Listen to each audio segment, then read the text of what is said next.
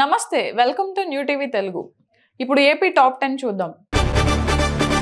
మడకసిర మండలం బిరాయిపురం గ్రామ సమీపంలోని నాగేంద్రప పొలంలో విద్యుత్ తీగలు కిందకు వేలాడడంతో రైతులు భయాందోళనకు గురవుతున్నారు.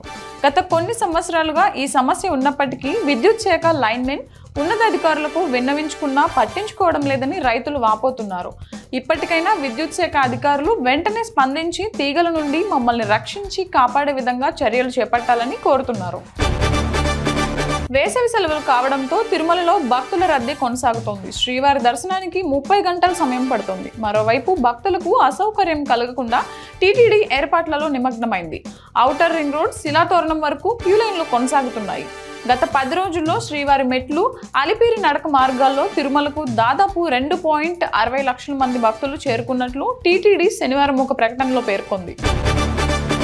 సంతకవిటి మండలం దోలపేట వద్ద రాజాం నియోజకవర్గం ఇండిపెండెంట్ అభ్యర్థి ఎన్ని రాజు, అతని అనుచరులు పెనుబాక గ్రామానికి చెందిన 7, 9వ తరగతి చదువుతున్న విద్యార్థులపై దాడి చేసిన ఘటన సంచలనం రేపింది. అభ్యర్థి కార్యాలయానికి ముందు ఒక కారు ఉండడంతో ఆ కారు వద్ద వారిద్దరూ నిల్చుని మాట్లాడుకుంటున్నారు.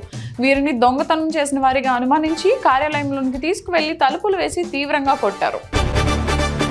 పమిడిముక్కల పోలీసులు 27 ద్విచక్ర వాహనాలు, ఒక ట్రాక్టర్ ఇంజిన్ స్వాధీనం చేసుకున్నారు. 2024 సార్వత్రిక ఎన్నికల ఫలితాలు వెలువడనున్న నేపథ్యంలో Pamidimukkala circle inspector M Kishore Babu ఆధ్వర్యంలో తోట్లవల్లూరు మండలం రొయ్యూరు గ్రామంలో పోలీస్ కార్డన్ సెర్చ్ నిర్వహించారు. ఈ కార్యక్రమంలో భాగంగా సమస్యాత్మక ప్రదేశాలు, అనుమానిత ప్రదేశాల్లో అనుమానిత వ్యక్తులను ముమ్మర తనిఖీలు నిర్వహించారు.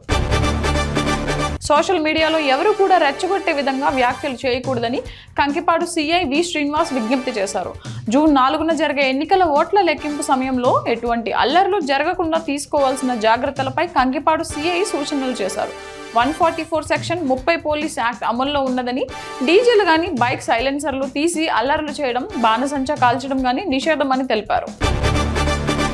చోడవరంలో కార్డన్ సెర్చ్ నిర్వహించిన పోలీసులు లెక్కింపు జరగనున్న నేపథ్యంలో పోలీసులు కట్టుదిట్ట చర్యలు చేపడుతున్నారు.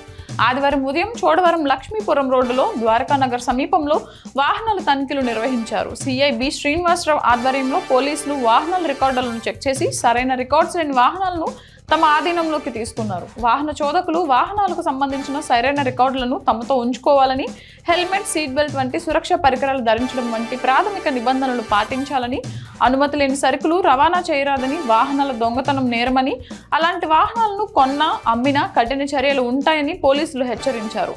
ఈ కార్డన్ సెర్చ్లో భారీ సంఖ్యలో వాహనాలు పట్టుబడడం గమనార్హం.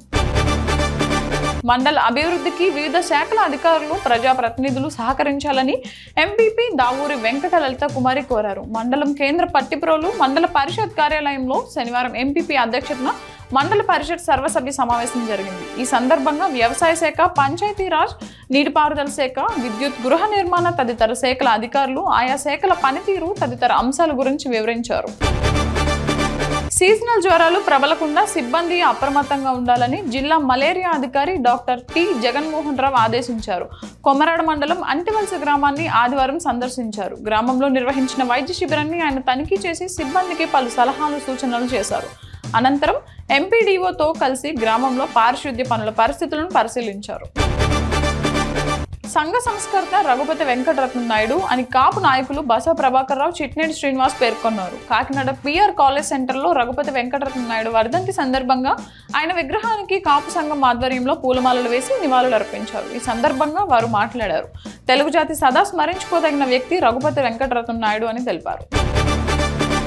గత 4 రోజుల నుండి కాకినాడ రూరల్ పరిధిలోని పలు వార్డులకు మంచినీటి సౌకర్యం నిలిచిపోవడంతో ఆయా ప్రాంతవాసులు మంచినీటి కోసం చేసే పోరు పానిపట్టు యుద్ధాన్ని తలపిస్తోంది. పైప్ లైన్ మరమ్మతుల కారణంగా ఈ నెల 23వ తేదీ నుండి కార్పొరేషన్ అధికారులు మంచినీటి సరఫరా నిలిపివేశారు.